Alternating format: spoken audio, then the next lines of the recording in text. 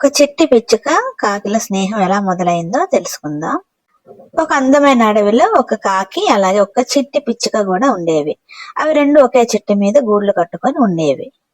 అయితే కాకి ఎప్పుడు కూడా పిచ్చుకని ఎగతాళి చేస్తూ ఉండేది. ఆకారాన్ని అలాగే పిచ్చుక ఉన్న గూడు కూడా చిన్నదని ఎగతాళి చేస్తూ ఉండేది ఎప్పుడు కూడా కాకి. పిచ్చుక ఏ రోజు కూడా చిన్నపుచ్చుకోలేదు ఆ మాటలకి. ఒకరోజు ఒక పెద్ద గాలివాన కురిసింది. ఆ గాలికి వర్షానికి కాకి గూడు కాస్త నీటిలో పడి కొట్టుకుపోయింది.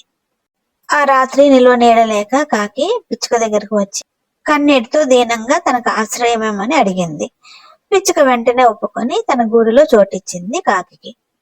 మరుసటి రోజు వర్షం తగ్గిన తర్వాత కాకి పిచ్చుక రెండు కలిసి కాకి కోసం ఒక గట్టి గూడును కట్టాయి. కాకి పిచ్చుక మంచి మనసుకు ఎంతో సంతోషించి పిచ్చుకకి ఇష్టమైన ఆహారపు మూటను బహుమతిగా ఇచ్చింది. ఇక ఆ రోజు నుంచి కాకి పిచ్చుక మంచి స్నేహితులైపోయారు. ఇద్దరు కలిసి తినేవారు, ఇద్దరు కలిసి తిరిగేవారు.